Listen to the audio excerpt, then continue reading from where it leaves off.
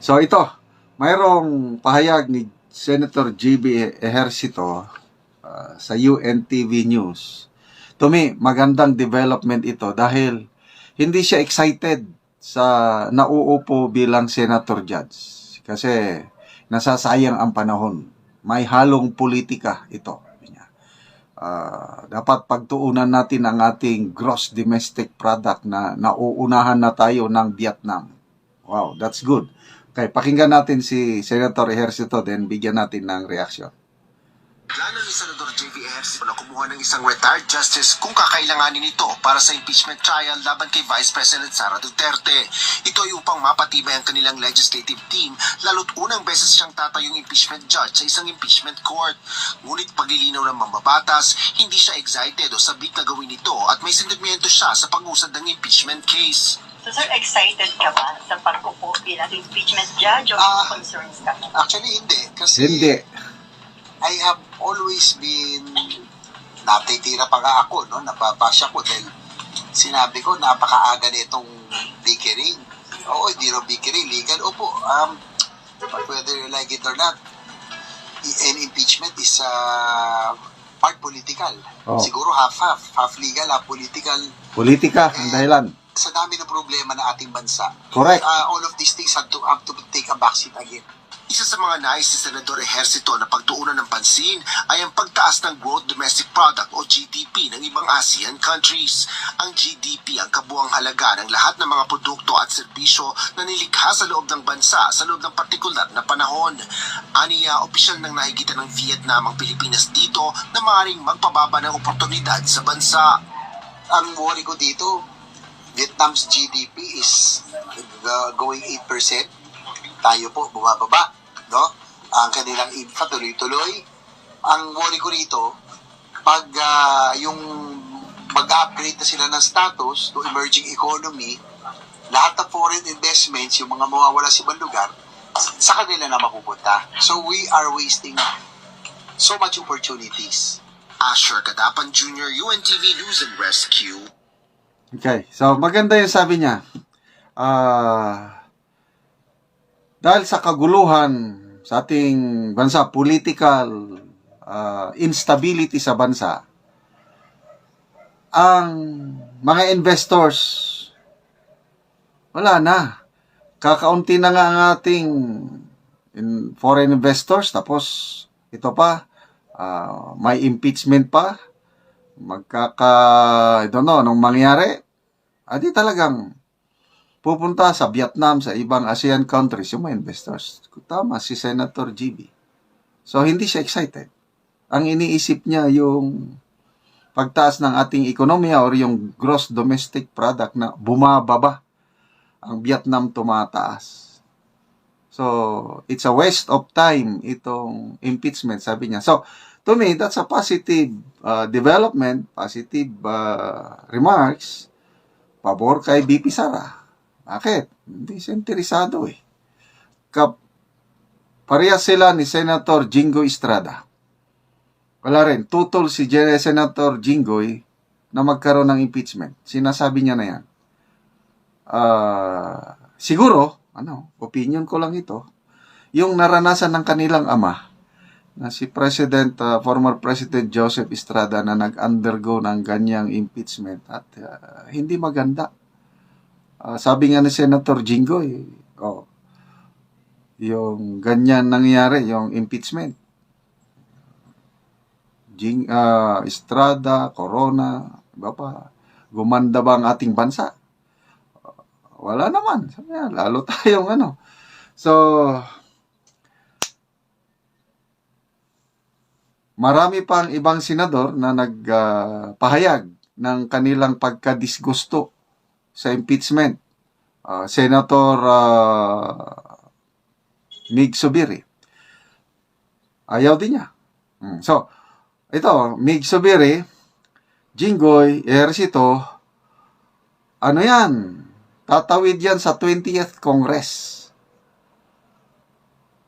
Sino pa? Villanueva, parang rin, ayaw din niya. So, 4 silang tatawid.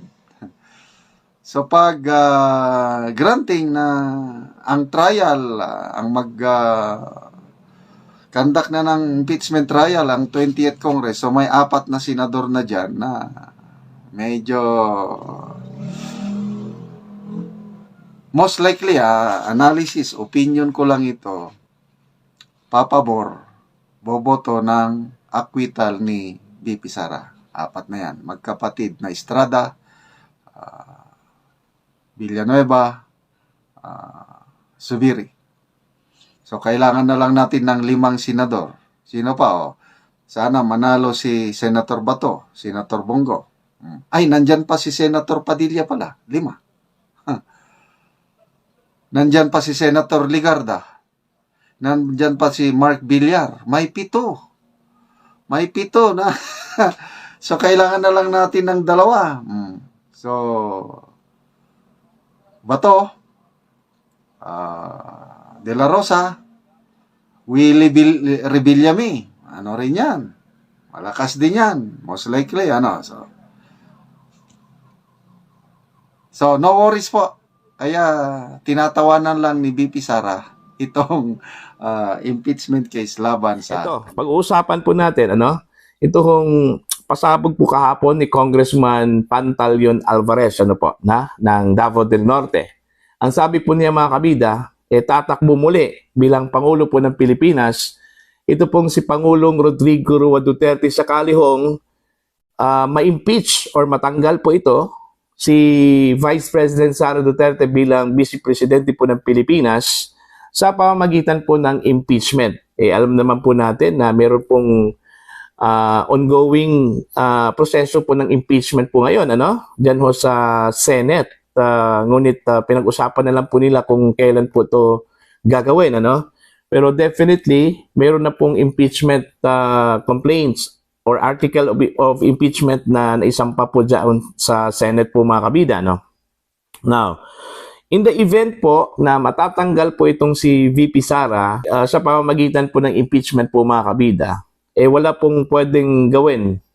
Ito pong si Digong, yung kanyang ama po, at dating Pangulo po ng Pilipinas, tatakbo raw ito bilang bilang Pangulo po sa 2028, Kasi ito pong si VP Sara, siya kasi yung perceived as candidate for the president, sa 2028, Pero in the event lang po, na siya po ay makonvict sa kanyang impeachment trial, most likely in July ngayong taon,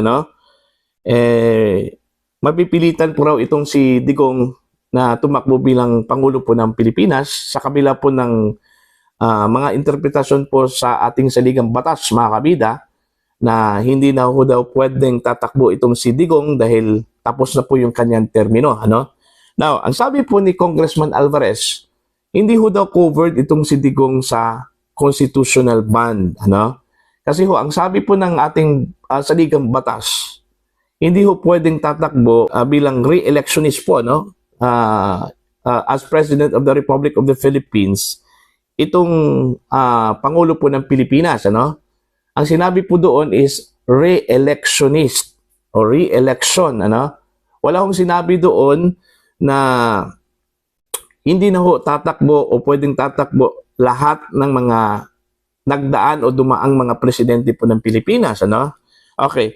Kung mangyari po ito po mga kabida, posibleng isang test case po ito, sa Korte Suprema. Ano bang nakasaad po sa ating saligang batas? Okay, babasahin po natin ito, Article 7, Section 4 of the Constitution. Ang sabi po dito mga kabida, a president is not eligible for re-election and is not qualified for the same position after serving for more than 4 years. Ayan. So, malinaw sa saligang batas, na hindi ho pwedeng tatakbo ang isang sitting president for re-election. Okay? Sitting president, Hindi ho sinabi doon na dating Pangulo, Pero pwede din i-argue po ito mga kabida dito ho sa isang provision o sa isang talata na nagsasabi po na he is not qualified for the same position after serving for more than 4 years. Kung tutuusin po natin, nagtapos yung termino po ni dating Pangulong Duterte po mga kabida, 6 years, di ba? So, lampas na po siya dito sa limit po ng saligang batas na 4 years, no? Okay? Now, actually, gray area ito no? Pwede itong idulog sa Korte Suprema po mga kabida to contest the provision of Article 7, Section 4 ng ating saligang batas, ano? Kagaya doon ho sa kaso po ni Joseph Estrada, no? 'Di ba? Natanggal siya bilang Pangulo po ng Pilipinas. Okay? O di kaya yung kaso po ni Gloria Macapagal Arroyo na siya po ay nagsilbi bilang Pangulo po ng Pilipinas pero nung tumakbo po siya bilang congresswoman po o representative dyan ho sa House of Representatives, may mga nag-question doon. Kasi ho, hindi na ho daw pwedeng tatakbo siya for the lower position. Pero ano po ba ang sabi po ng Korte Suprema? Pwede, no? Kaya pinagbigyan po. At naging congresswoman po itong si Gloria Macapagal Arroyo po mga kabida, no? At saka ito ding si Joseph Estrada, tumakbo bilang mayor, ano? Although this is the first time po na the same position yung tatakbuhan po ng dating Pangulo kung sakali po ay itutuloy po niya na tumakbo bilang Pangulo po ng Pilipinas by 2028, ano po, no? May comparison po itong si Congressman Alvarez po dito mga kabida. Inihalintulad po niya itong kaso po ni Pangulong Duterte doon ho sa mga senador. Kasi ho, ang sabi po ni Congressman Alvarez po mga kabida na itong mga senador po ay 2 terms lang po ito, ano? Ito pong mga senador po natin ay 2 6 terms po ito. So meaning 2 terms yung pwede ho silang tatakbo, ano? Okay, after that, kailangan po nila ng 3 years na break bago tatakbo muli, no? So ito yung inihalintulad po ni Congressman Alvarez, no? Sa posisyon po bilang Pangulo po ng Pilipinas.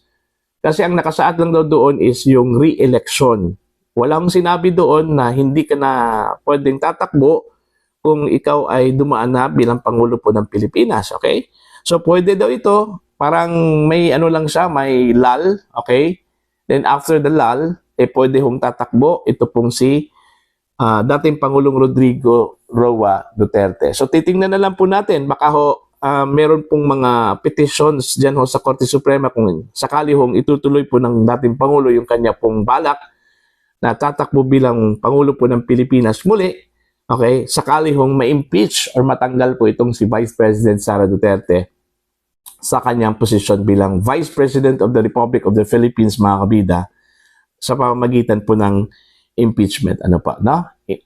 In the scenario lang po, matatanggal po itong si VP Sara, no? Kasi kung hindi, si VP Sara yung tatakbo bilang presidente po ng Pilipinas. Ano pa? So, sa tingin po ninyo, mga kabida, ano pong sa palagay po ninyo, pwede po ba? At pahayag po ba kayo na tatakbo muli ito pong si Tatay Digong bilang Pangulo po ng Pilipinas? You can comment down.